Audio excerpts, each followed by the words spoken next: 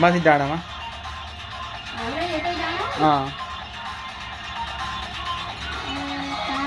High भनिदिनु क्यामेरामा यता हेर्नु त हाई भनिदिनु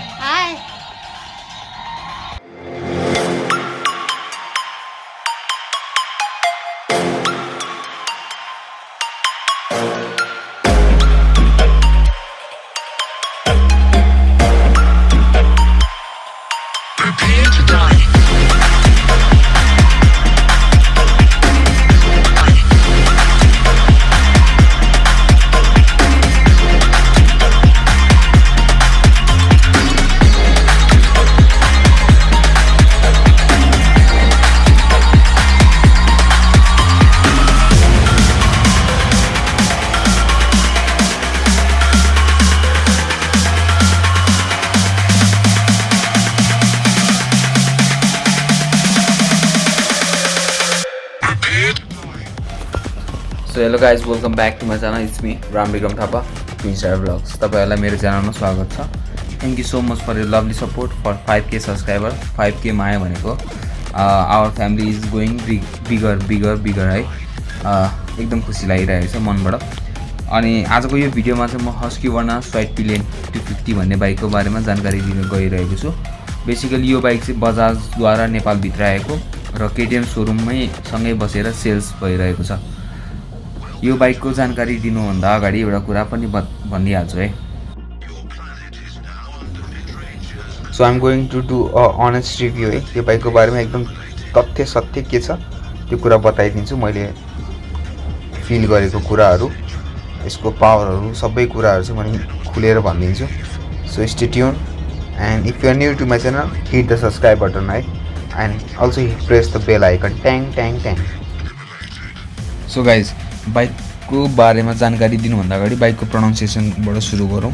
यो बाइकलाई चाहिँ हामीले यसो हेर्दाखेरि त्यस स्पेलिङ हेर्दाखेरि चाहिँ स्मार्ट पिलियन 250 भन्ने छ, तर यसलाई pronunciation it is pronunciation as होइन Svartpilen SWART Svartpilen भनेर यसलाई प्रोनाउन्सिएसन गरिन्छ. यसलाई ब्ल्याक एरो पनि भनिन्छ.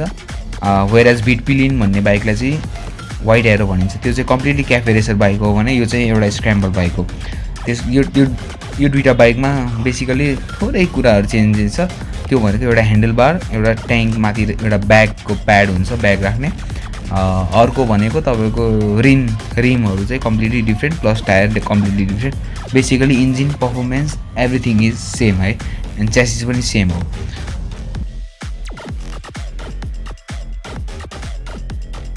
सो यसको टेक्निकल स्पेसिफिकेसनबाट हामी केही कुराहरू सुरु गरौँ भने यसको सुरुमा हामी इन्जिनको कुरा गरौँ.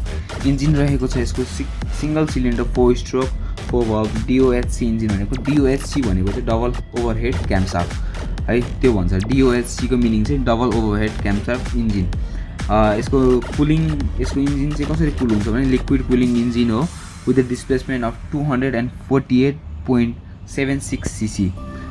बेसिकली बाइक चाहिँ हामीले 250 cc भनेर हुन्छौँ, तर यसको एक्चुअल डिस्प्लेसमेन्ट चाहिँ 248.76 cc रहेको छ.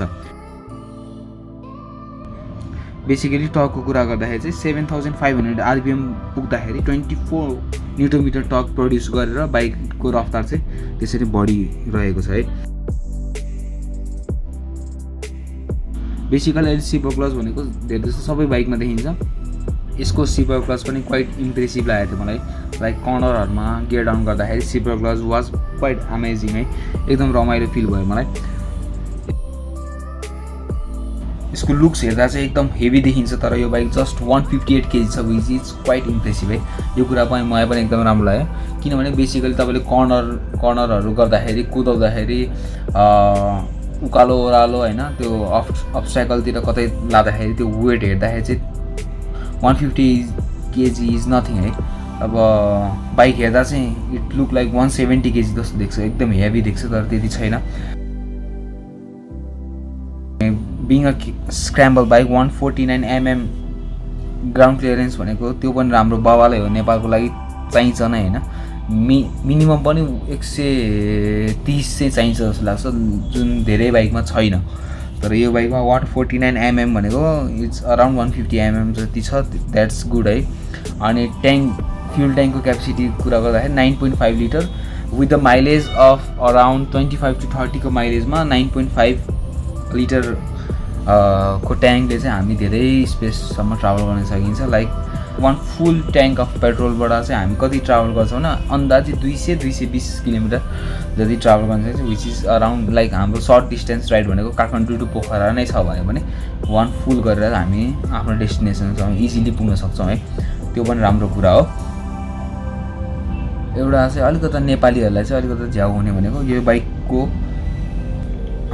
सिट हाइट चाहिँ यो बाइकको कति रहेको छ भनेको 842 mm भनेको त्यो चाहिँ अलिकता ठुलै हो है। यो बाइक हेरिकन बाइक हेर्दा त होचो देखिन्छ, तर त्यो चढ्दाखेरि यसको सिटको बनावटले गर्दाखेरि चाहिँ यो बाइक चाहिँ अलिकता ठुलो हुन गइरहेको छ, जसले गर्दा चाहिँ तपाईँको एउटा 5.7 फिट मेरो हाइट हुँदा पनि मलाई पनि हल्का टच गर्न गाह्रो भएको जस्तो फिल भइरहेको थियो।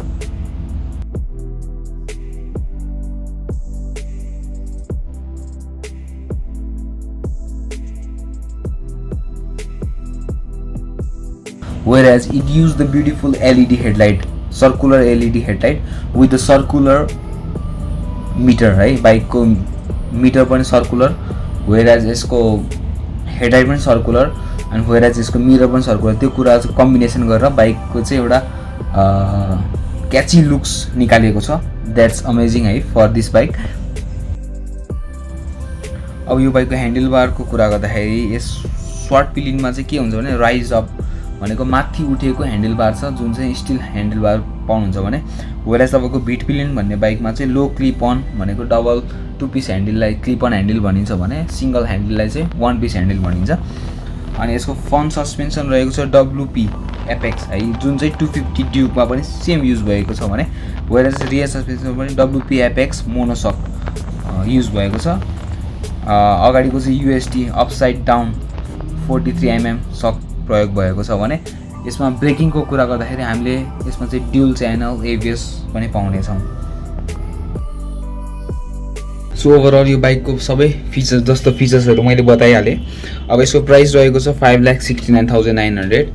अनि यसमा 1-2वटा कुराको कमी कमजोरी के लाग्यो भने सिट हाइट, सिटको लेन्थ चाहिँ छोटो भएको कारण तपाईँलाई डबल लोड काहीँ ट्राभल गर्न चाहिँ अलिकति गाह्रो हुन्छ। तर त्यसको लागि चाहिँ अर्को फाइदाको कुरा के छ भने जस्तै तपाईँ डबल लोड जाँदाखेरि ब्यागहरू टुर जाँदा ब्याग बोकिन्छ भनेर त्यो ब्यागको लागि चाहिँ अगाडि त्यो ट्याङ्कमा राखेको एउटा स्पेसले त्यो ब्यागको लागि हो। त्यो चाहिँ एउटा जुन एउटा मिस्टेक्स उनीहरूको थियो, त्यो मिस्टेकलाई ओभरकम गर्न उनीहरूले एउटा ट्याङ्कमा ब्याग प्याड पनि राख्थ्यो। त्यो कुरा नै खुसी लाग्यो। सो यही नै हो ओभरअल यो बाइकलाई म चाहिँ आफ्नो तर्फबाट 10 मा रेट गर्दाखेरि 10 मा 7.5 रेटिङ दिन्छु। ओभरअल लाइक दामी नै छ बाइक चाहिँ है। Thank you so much for watching my video. So especially thanks to my dear brothers Pratap, Dipen, Dipesh, Pavin, Saroj, Ranjit, Kapil. So thank you so much. तिमीहरु बिना यो video चाहिँ मेरो पुरा हुँदैन थियो। Guys, keep supporting, keep loving Twin Shadow Vlogs. Thank you so much. Bye bye.